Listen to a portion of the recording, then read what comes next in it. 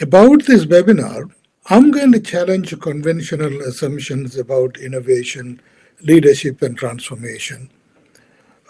Drawing from global industrial shifts, Eastern wisdom traditions, and modern business realities, I will explore why some leaders and organizations merely improve what exists, while others reshape entire industries. Number one, we will discover why optimization is not innovation. Then we'll go into the new industrial order. Then we will talk about accessing the source of innovation. Then we will go into the lessons from China and ancient civilizations. Then we will talk about a transformative leader and the difference I would personally make in this commitment. Okay, a little bit about myself. My name is Anthony Nayagan. It's pronounced Nayagan, and a sitter and an author of two books, executive leadership coach, mentor, and the pioneer of Innovate to Transform. My work bridges ancient wisdom and contemporary leadership, helping leaders access the deeper intelligence within themselves that precedes innovation and transformation.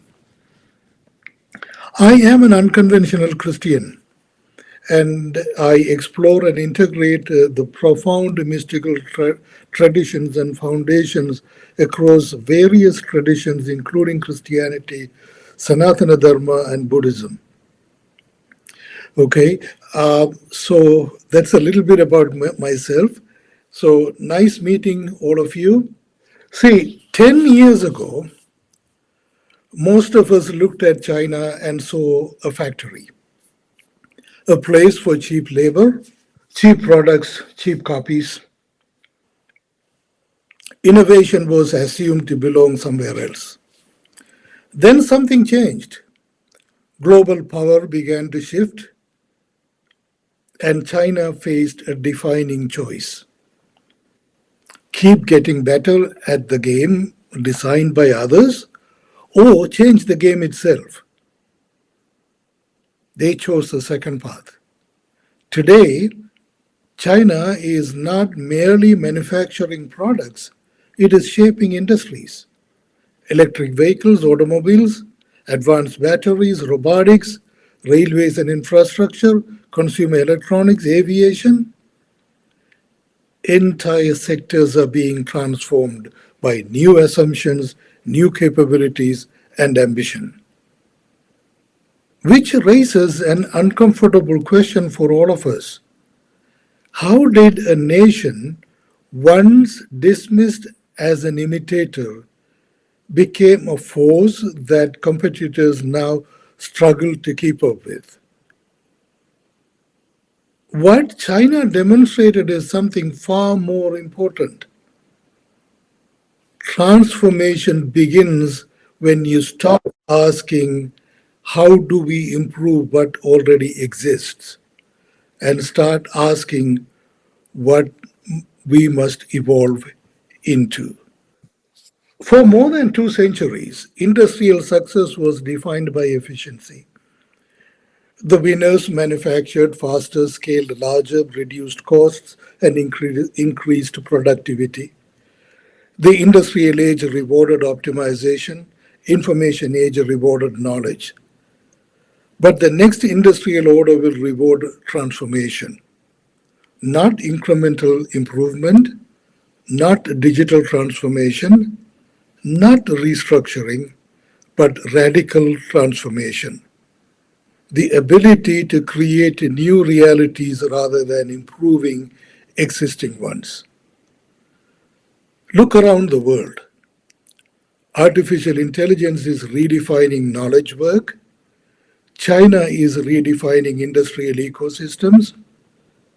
Biotechnology is redefining medicine. Quantum technology is redefining computation. Energy and transportation systems are being reinvented. Entire industries are being reshaped. This is no longer a world where being better guarantees survival. The game itself is changing. And when the game changes, optimization becomes insufficient. A company can optimize itself into relevance. A nation can optimize itself into stagnation. An executive can optimize a business model that no longer matters. That is the urgency before us. The next world order will not ask how efficiently can you improve what already exists. It'll ask what can you create that does not exist yet. That question demands a different kind of leader, not merely one who understands data or technology, but one who can perceive emerging possibilities before they become obvious. A leader capable of transforming industries, not merely competing within them. Because the future will not belong to the most efficient organizations, it will belong to the most transformative. And transformation begins long before technology or strategy. It begins with perception, the courage to enter the unknown, and the willingness not merely to improve the game, but to create the next one. The question demands a different kind of a leader, not merely one who understands data or technology, but one who can perceive emerging possibilities before they become obvious. A leader capable of transforming industries, not merely competing within them. Because the future will not belong to the most efficient organizations, it will belong to the most transformative. And transformation begins long before technology or strategy. It begins with perception, a courage to enter the unknown, and the willingness not merely to improve the game, but to create the next one. Let's go to the next slide. The great misunderstanding.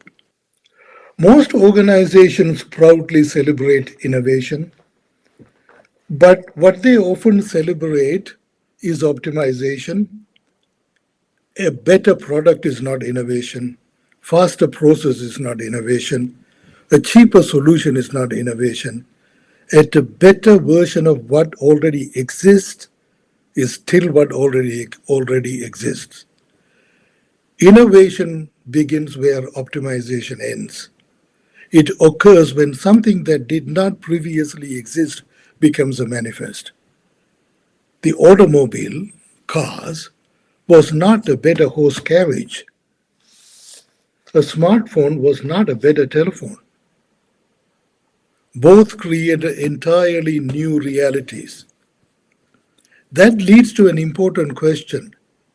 If we are merely improving what already exists, are we truly innovating? Or are we becoming more efficient at yesterday? Optimization makes the current game better, no question about it. But innovation creates new game. And organizations that confuse the two often may mistake progress for transformation. The new hierarchy. We have now arrived at the central premise of this conversation.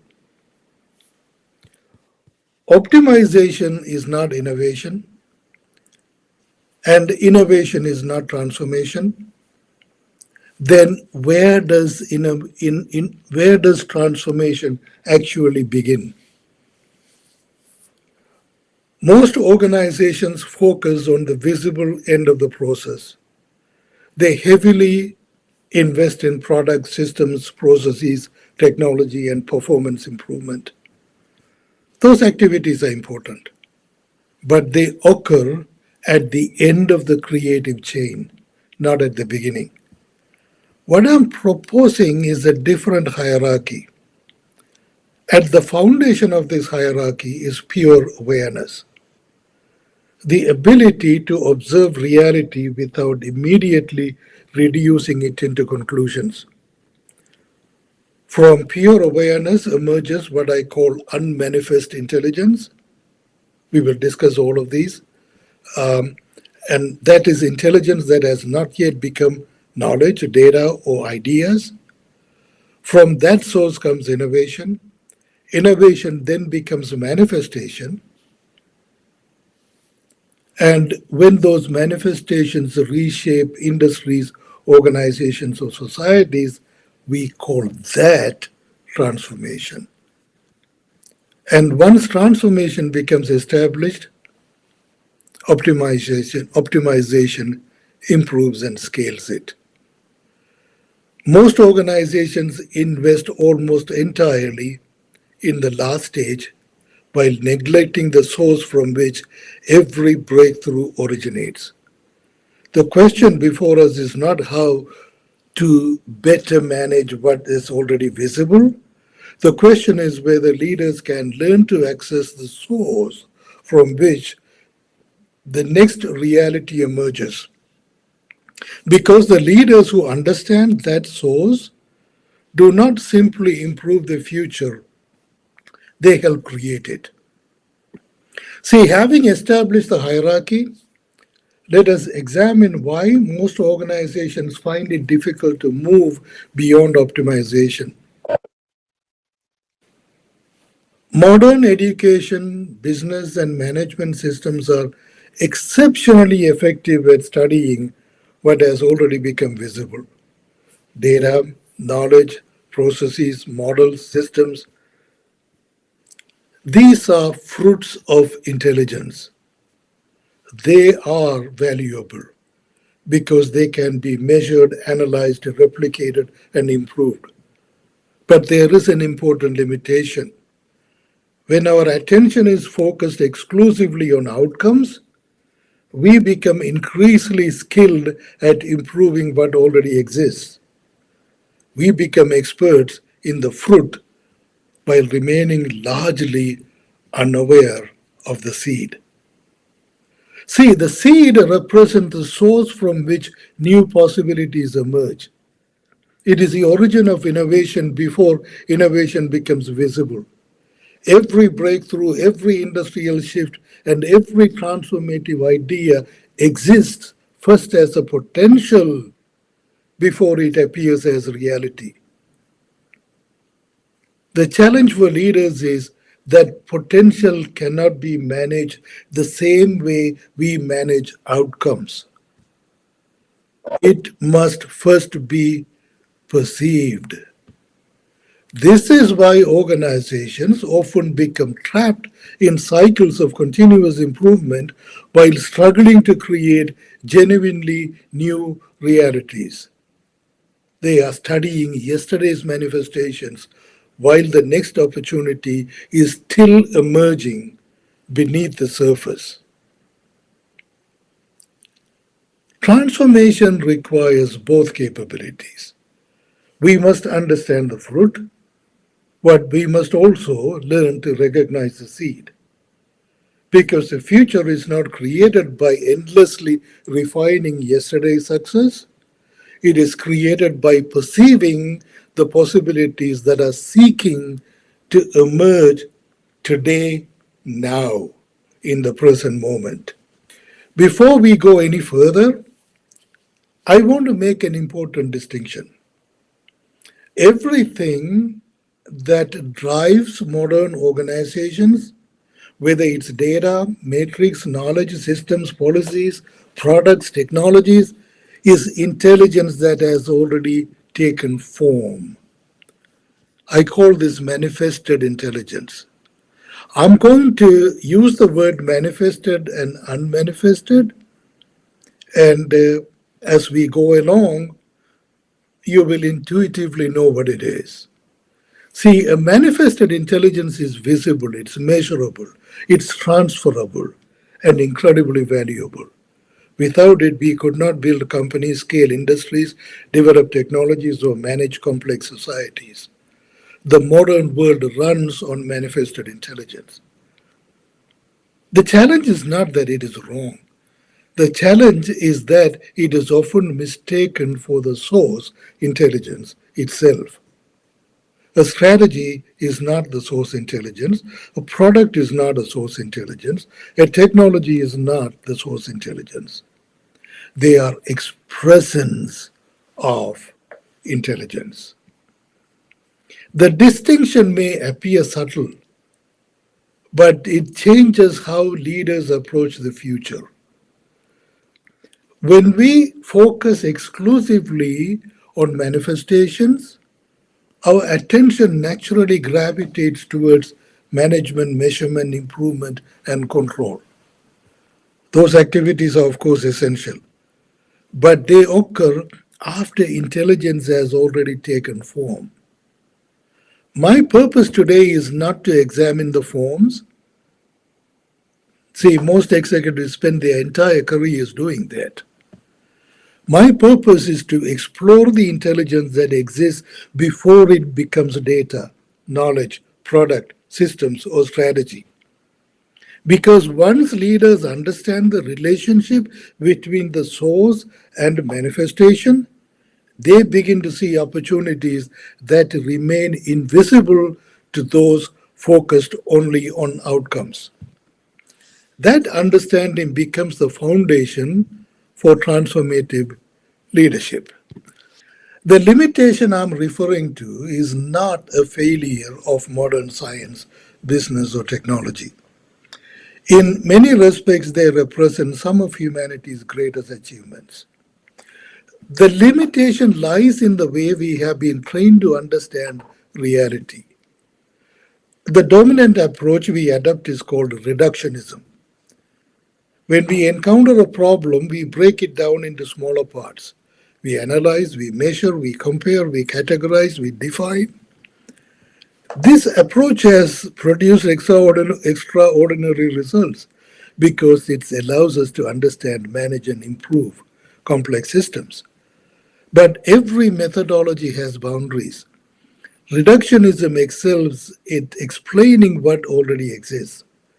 It helps us understand structure. It helps us improve performance. It helps us optimize outcomes. But what it struggles with, it struggles to explain its emergence, how genuinely new possibilities arise, how breakthrough ideas appear before there is evidence to support them, how entirely new industries, paradigms, and realities come into existence. The moment something can be fully measured and defined, it has already become part of the known. Yet every major breakthrough begins before it becomes known, before there are metrics, before there are consensus, before there is proof. This is why many transformative opportunities are initially dismissed, ignored, or misunderstood. They do not fit existing categories. They emerge from outside established frameworks. The challenge for leaders is recognizing that not everything important begins as evidence. Some things begins as perception, a possibility, a pattern, an insight that cannot yet fully explained. So if we really rely exclusively on reductionistic intelligence, we become increasingly effective at managing the known while becoming less capable of recognizing what is seeking to emerge. And in a world being reshaped by constant disruption, that may be the greatest limitation of all. If the challenge is not lack of intelligence, but a limitation in how we engage intelligence, then the obvious question becomes, is there another way of perceiving reality? For thousands of years, various Eastern traditions explored that question. Their interest was not primarily in accumulating knowledge, it was understanding perception itself. One of the most influential figures associated with this exploration was Bodhidharma, whose teachings later influenced what became Chan Buddhism in China and Zen in Japan. Whether we look at Bodhidharma, the Shaolin tradition, or the Siddhas of South India, we encounter a remarkably consistent principle: observe first, interpret later. Most modern thinking follows the opposite sequence. We encounter reality, immediately label it, compare it to prior experiences, and convert it into a conclusion. That process is so automatic that we rarely notice it happening. These traditions proposed remain present long enough to see what is actually there before memory, judgment, presence, or expertise begins shaping perception. Observation for interpretation, seeing before concluding, presence before analysis. See, this is not passivity, nor is it the rejection of thought. Thought remains essential, analysis remains valuable. The distinction is sequence. When interpretation arrives too quickly, perception becomes limited by what we already know. When observation comes first, entirely different possibilities can become visible. Practical implications of this for leaders are significant. Every major disruption was invisible to most people before it became obvious. Every breakthrough appeared unreasonable before it became accepted. The ability to perceive what others overlook often determines who adapts, who leads, and who transforms an industry. The Eastern discovery was not that is unimportant. It was that perception comes first. And when perception deepens, knowledge becomes more accurate, action becomes more effective, and innovation becomes far more likely. Pure awareness. Everything we discussed so far points towards a single capability: pure awareness. Not knowledge, not expertise, not intelligence in the conventional sense. Pure awareness is the capacity to be fully present with reality before it is filtered through assumptions, conclusions, preferences, or memory. Most of us spend our lives experiencing reality through interpretation. We see what we expect to see. We hear what confirms what we already believe.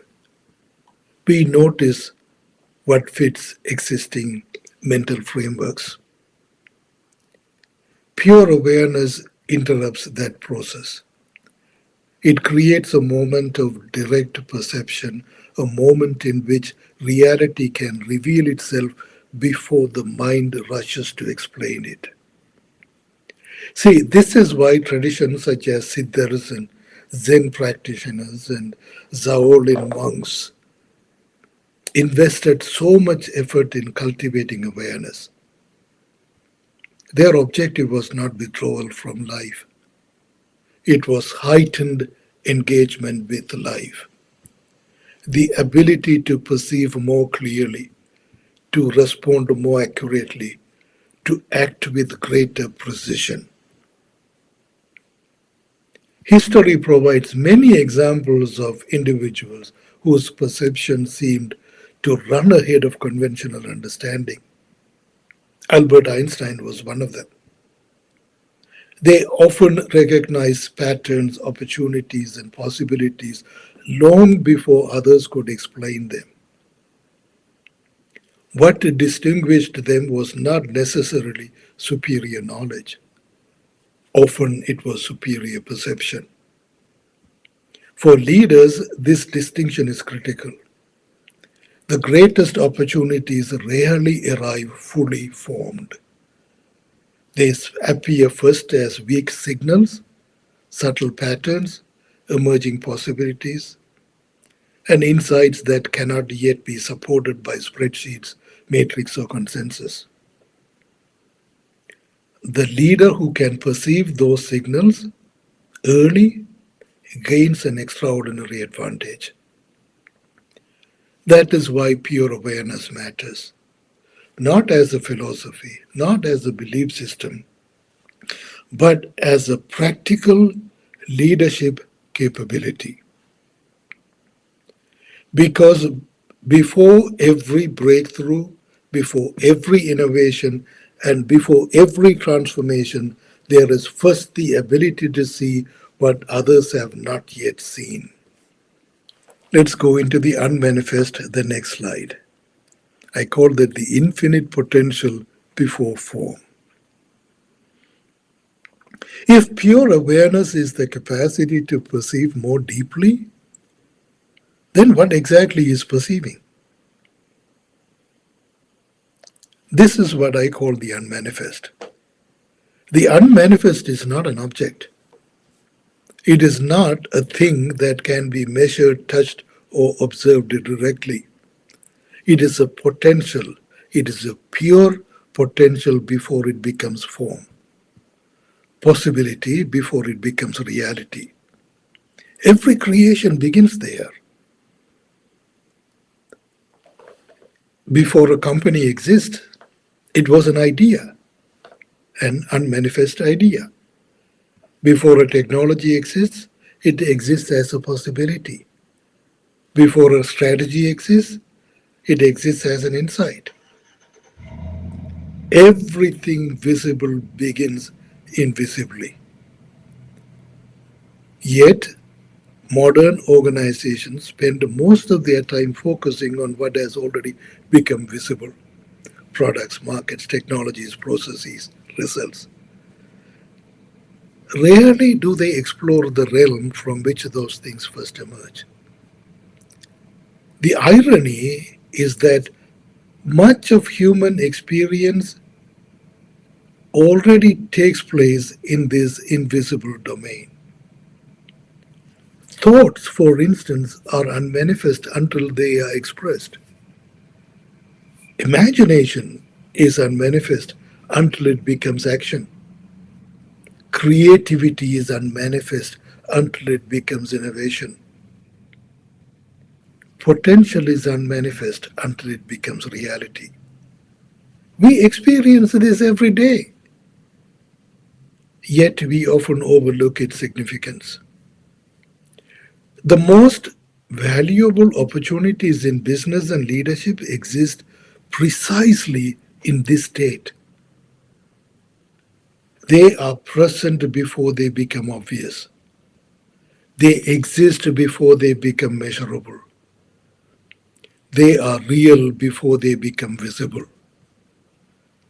This is why transformative leaders often appear ahead of their time. They are not reacting to what already exists. They are responding to possibilities and potentials that are still emerging. The challenge is that the unmanifest rarely arrives as certainty. It arrives as an intuition, a pattern, a possibility, a potential, a glimpse of what could become. And that requires a different relationship with intelligence. Not merely the ability to analyze reality as it is, but the ability to recognize reality as it is evolving, as it is becoming. This is the significance of the unmanifest. It is a domain from which every future first arrives. Let's get practical. The next slide, we are going to talk about a famous Indian mathematician, Srinivasa Ramanujan. See, at this point, some of you may be wondering whether we have discussed whatever we have discussed so far is practical or merely philosophical. History suggests otherwise. Consider Ramanujan. He emerged from modest circumstances with limited formal training, yet produced mathematical insights that challenged and astonished some of the greatest mathematicians of his time. See, what makes Ramanujan remarkable is not simply the brilliance of his mathematics, it is the sequence. The insight appears first, proof comes later. In many cases, mathematicians spent years validating relationship and formulas that Ramanujan seemed to perceive almost intuitively. Whether we attribute that to genius, intuition, or something deeper is not the central issue. The pattern is. See, throughout history, breakthroughs often emerge before they can be fully explained. The discovery arrives first, justification follows. Insight precedes evidence. Ramanujan is not an exceptional example. We see similar patterns in science, business, technology, medicine, and social change. Someone recognizes possibility long before the wider world can see it. Others later validate, refine, engineer, and scale it. This is important for leaders because transformative opportunities rarely announce themselves with competitive certainty. They often appear first as an intuition, a pattern, or a possibility that has not yet been fully articulated. The challenge is knowing how to remain open to those possibilities without abandoning rigor, discipline, or critical thinking. Ramanujan reminds us that perception and analysis are not competitors, they are patterns. One reveals possibility, the other validates and manifests it. And the leaders who learn to cultivate both are often the ones who shape the future rather than simply respond to it. Let's go to the next slide and try to define innovation.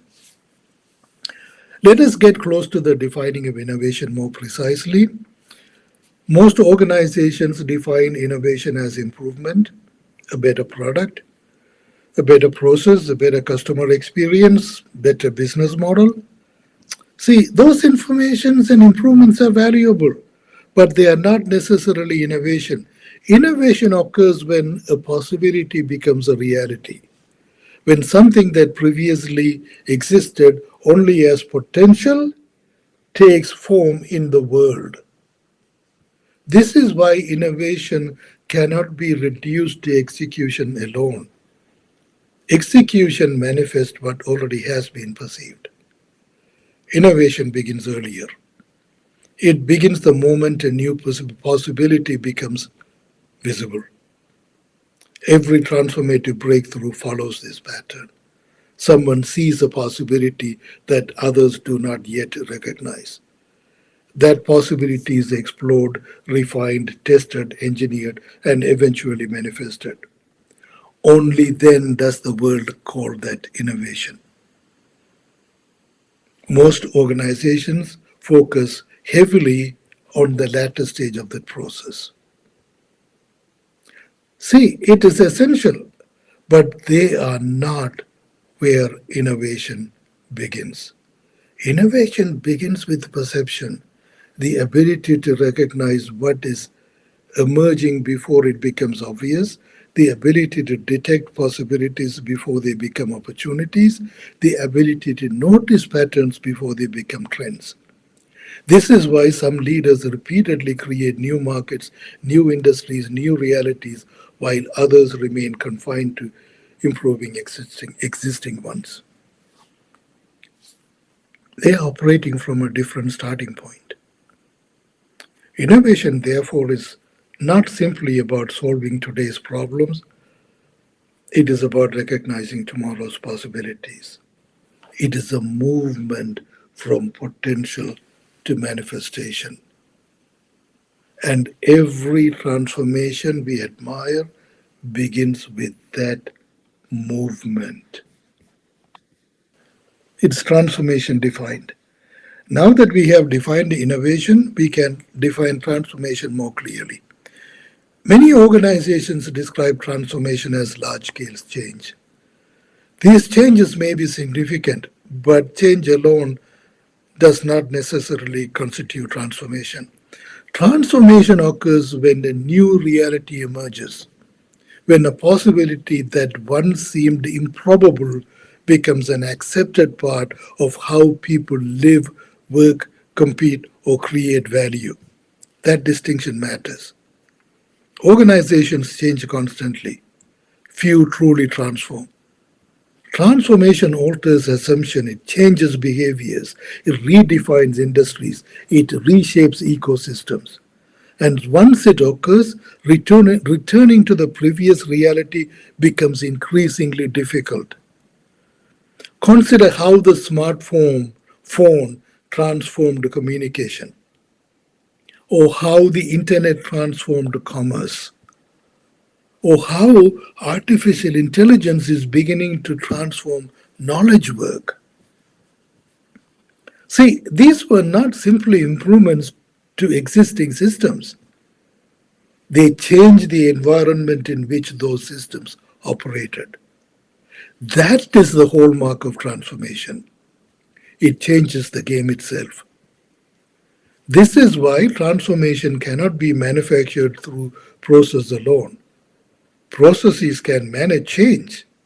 Transformation emerges when sufficiently powerful innovation alters what people believe is possible. For leaders, this creates a different responsibility. The goal is not merely to improve current performance, the goal is to recognize and participate in the forces that are shaping future realities. See, having explored the principles of innovation and transformation, let us examine a modern example. China's rise is often explained through economics, manufacturing capability, government policy, or scale. All those factors matter, but they do not fully explain what occurred. Many nations possess capital, many nations possess talent, many nations possess manufacturing capability, yet relatively few have altered the trajectory of multiple industries within a single generation. What makes China's story relevant is not that it became more competitive, it is that it began influencing the direction of entire sectors. Electric vehicles, advanced batteries, robotics, infrastructure, AI, advanced manufacturing. These developments did not emerge as isolated successes. They reflect a broader shift from participating in established industries to helping shape their future. Whether one agrees with China or not, that is secondary. The more important question is what leaders can learn from the outcome. Transformation begins when organizations stop viewing themselves solely as competitors within an existing system and begin considering how the system itself might evolve. That requires a longer time horizons, not quarterly, longer term. A willingness to challenge assumptions, and the courage to invest in possibilities that may not produce immediate results. See, China's rise demonstrates what becomes possible when a nation commits itself not merely to growth, but to the creation of future capabilities. The lesson for executives is straightforward. The greatest opportunities rarely emerge from defending the present. They emerge from building capabilities that position an organization for realities that have not yet fully arrived. This is why China's story matters. Let's talk about something specific. To better understand the transformation within China, let's move from nation to companies. Consider BYD, CATL, DJI. At first glance, they operate in different industries: automobiles, battery technology, drones. Yet they share a common characteristic. They did not become influential simply by producing better products. They expanded their focus beyond the product itself and began shaping the ecosystem surrounding it. BYD is not merely manufacturing electric vehicles, it is participating in the evolution of transportation, energy integration, and industrial manufacturing. CATL is not simply producing batteries, it is helping define how future energy systems will be stored, distributed, and utilized. DJI is more than improving aerial photography. It changes how industries gather information from the sky, creating new applications across agriculture, construction, infrastructure, filmmaking, and public safety. What makes these companies significant is not their size, it is their orientation. More organizations ask, how do we improve our offering? Transformative organizations ask, how do we reshape the environment in which our offering creates value? That is fundamentally a different question. The first improves position within a market. The second influences the future of the market itself. This distinction helps explain why some organizations continually create opportunities while others spend their energy defending existing advantages. The lesson for leaders is clear. Products can be copied, technologies can be replicated, business models can be imitated, but organizations that understand the influence of ecosystems create far more durable advantage because they are not simply responding to change, they are helping determine its direction. This is a pattern we see in companies like BYD, CATL, DJI, and even China itself as a country. Let's go to the next slide and explore India's legacy. If China demonstrates what transformational ecosystem can achieve in the modern world, India offers a different lesson. It shows what happens when civilization consistently creates conditions for extraordinary perception to flourish. See, throughout history, India produced an unusual concentration of mathematicians, astronomers, physicians, philosophers, poets, mystics, reformers, and innovators. The remarkable question is not whether great individuals existed in India. See, every civilization has produced exceptional people. The deeper question is why they appeared repeatedly and consistently across generations in India. That points us towards an importance of ecosystems. that is in India. Civilizations tend to produce what they value. For centuries, Indian culture invested only in the development of knowledge, not only in the development of knowledge alone, but also in the cultivation of insight, contemplation, and self discovery. And as a result, individuals with unusual perceptive abilities were often recognized, supported, and integrated into society rather than dismissed as anomalies. Their contributions extended far beyond spirituality. They influenced mathematics, medicine, astronomy, architecture, governance, agriculture, and social organizations. The lesson for leaders is significant. Innovation may originate with an individual. Transformation requires an environment capable of recognizing, nurturing, and manifesting that insight. Without the right ecosystem, exceptional perception remains isolated. With the right ecosystem in place, it becomes an innovation. And when innovation is consistently supported, it becomes transformation. This is why India's legacy matters in our conversation.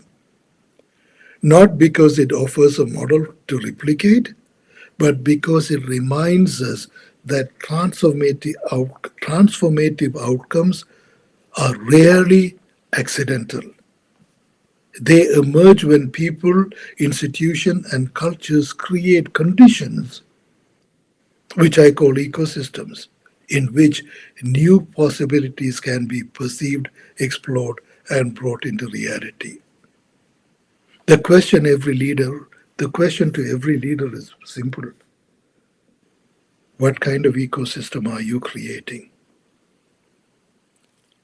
One that preserves what already exists, or one that continually discovers what is possible next?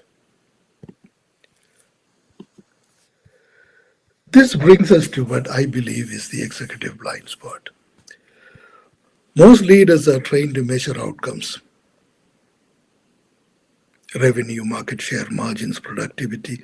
See, all these metrics are important. They tell us whether something is working or not. But they tell us very little about where the next breakthrough will come from.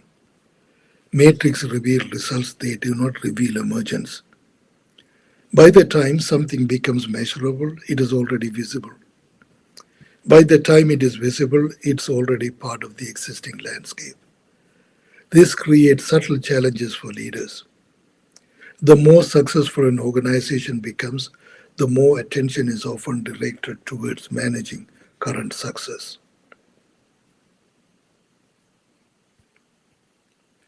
They do not necessarily create tomorrow's business. History shows that every successful model eventually attracts competitors. Every breakthrough becomes a benchmark. Every advantage becomes temporary. What distinguishes transformative organizations is not their ability to preserve the past, it is their ability to continuously discover what comes next. That requires leaders to pay attention to more than performance. They must also pay attention to possibility more than outcomes. They must pay attention to origins more than certainty. They must remain curious about emergence. The executive blind spot is not that leaders lack information. Most organizations have more information than ever before. The blind spot is assuming that information alone can reveal the future, not transformation, information. Information alone can reveal the future. It cannot. Information explains what has happened. Perception helps reveal what is becoming possible. We have reached the critical slide. The encouraging news is that capacity we have been discussing so far is not rare. It is not reserved for visionaries, inventors, or extraordinary individuals. Every human being possesses it. I call it internal intelligence. In fact, most of us relied upon it long before we acquired formal knowledge. Consider learned, how we learned our first language. As children, we did not begin with grammar books, vocabulary lists, or analytical frameworks.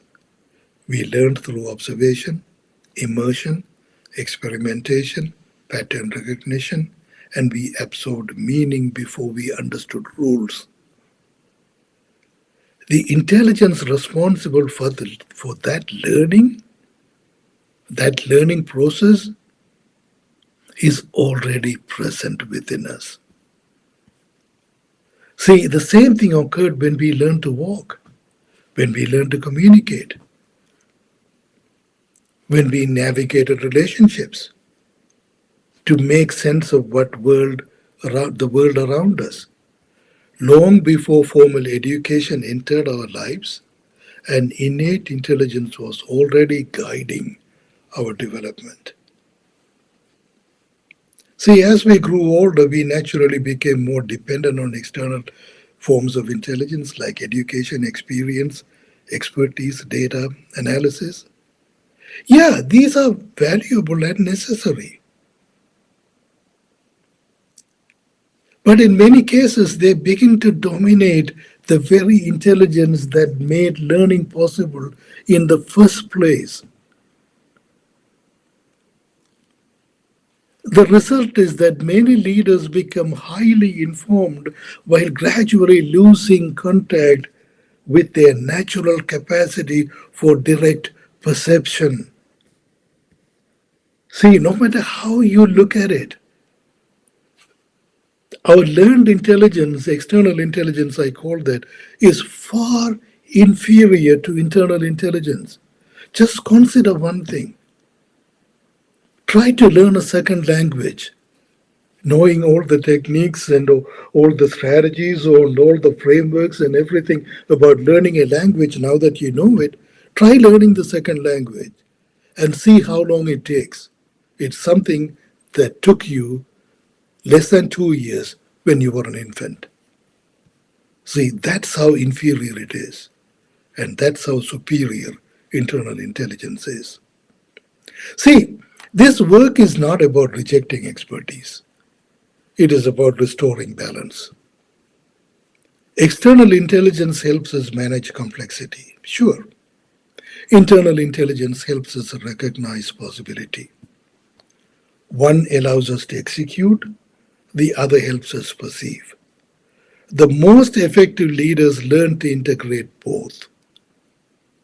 They know when to rely on analysis and they know when to step back, observe, and allow deeper insight to emerge.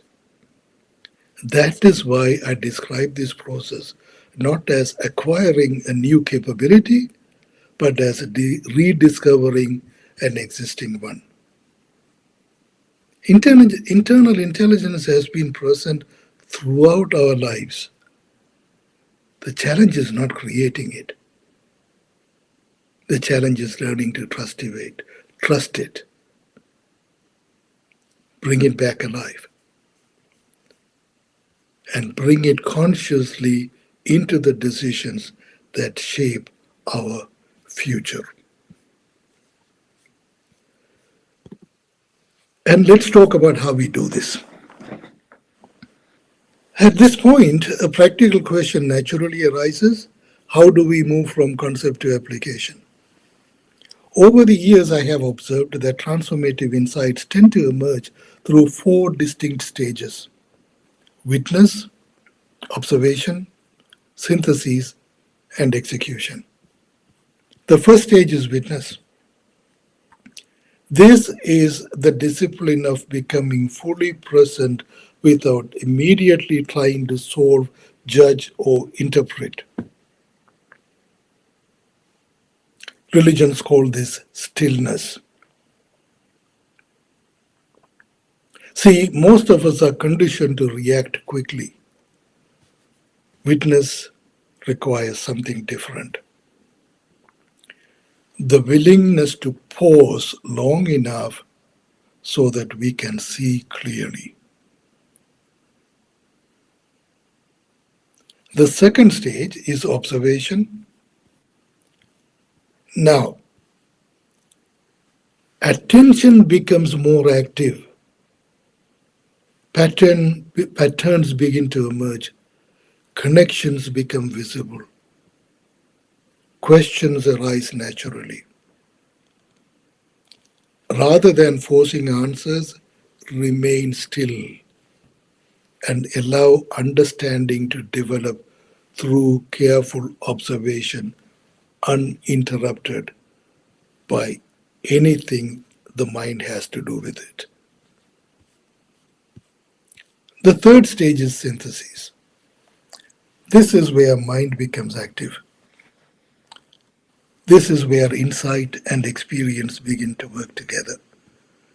Different observations connect, new perspectives form, what previously appeared unrelated begins revealing coherent patterns.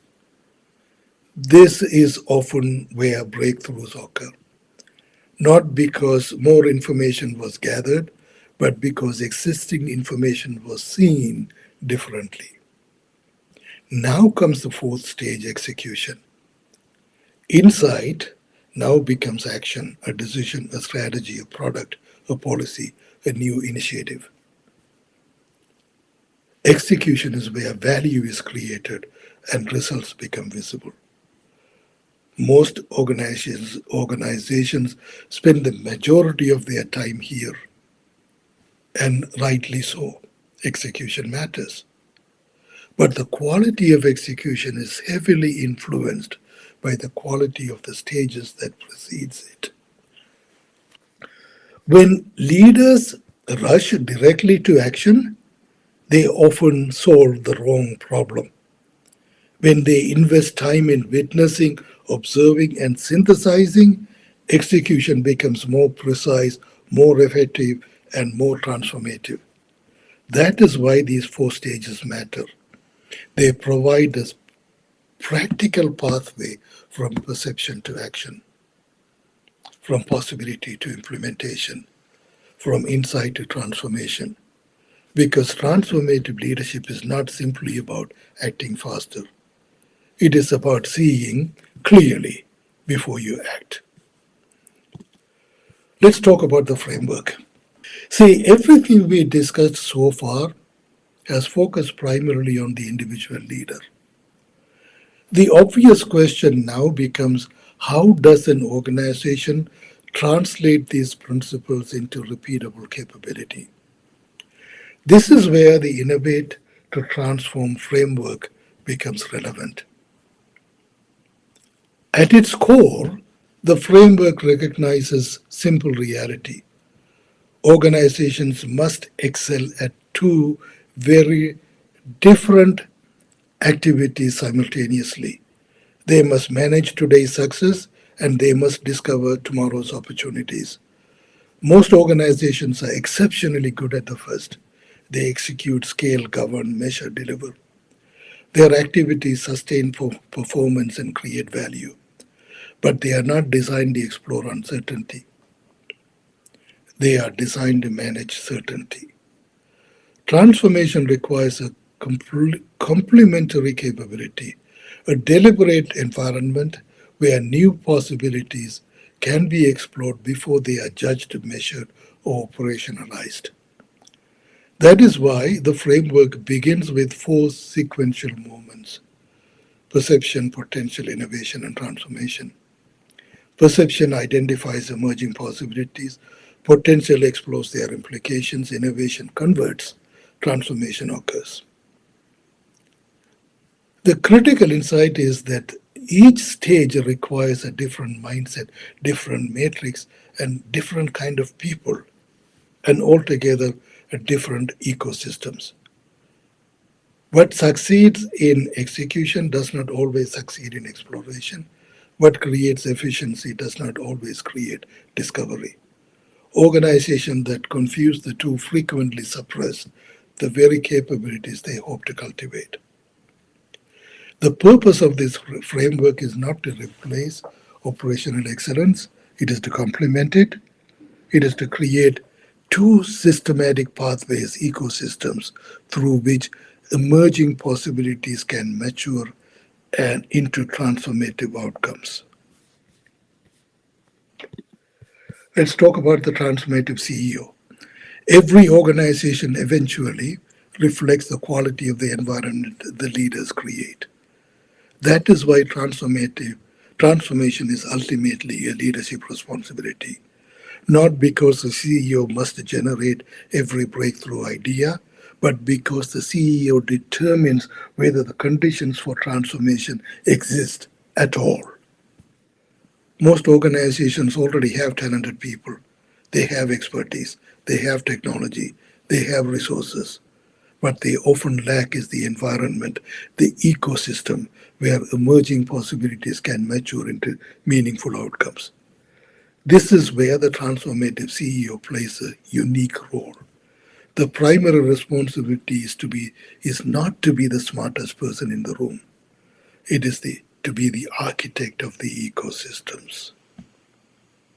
An ecosystem that balances execution with exploration, performance with discovery, operational excellence with future creation. The transformative CEO identifies and develops people who see differently, people who notice patterns others miss, people who challenge assumptions constructively, people who are often overlooked because their value cannot always be measured by conventional metrics. See, the second responsibility is creating space, not simply time for meetings, time for reflection, inquiry, deep thinking, meaningful dialogue.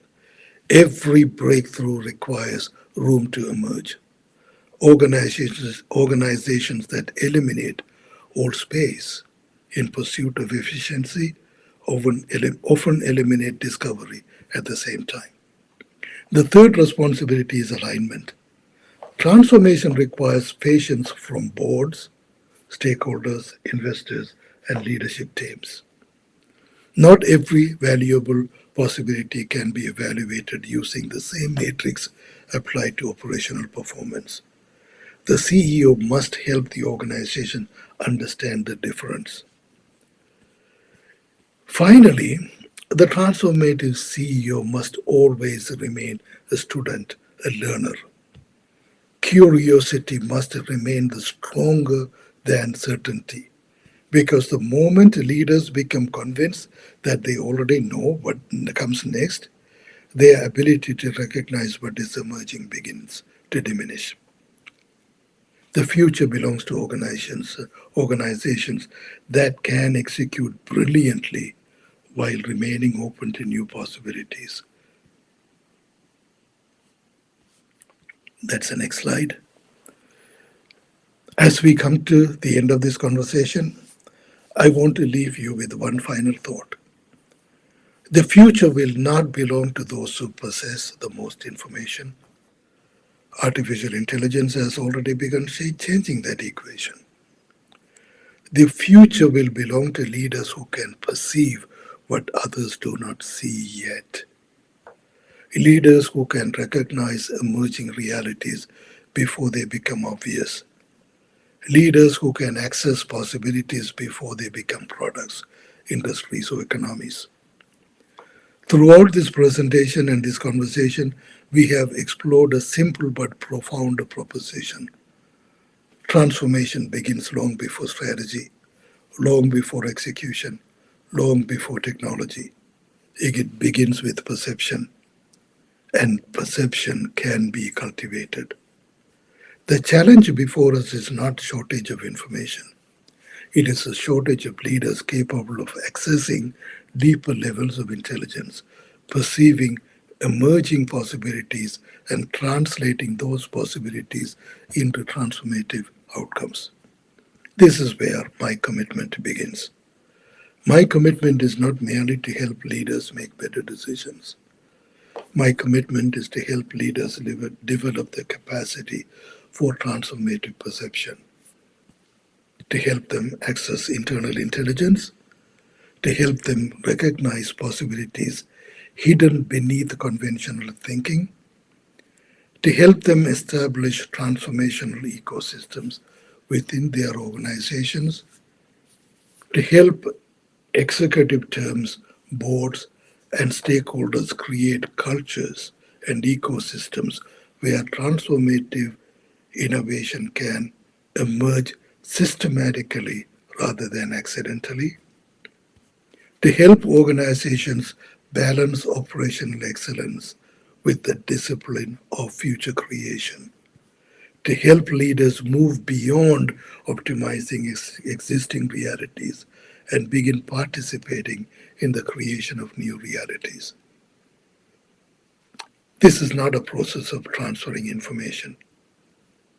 It is a process of developing capabilities together, capabilities that enable leaders to perceive more clearly, innovate more profoundly, and transform more effectively. Because every transformation we admire began when someone perceived what others could not see yet. My invitation is simple. Do not leave this webinar asking, how do I improve what already exists? Leave asking, what is seeking to emerge through me, my organization, and my ecosystem? Because that question changes everything.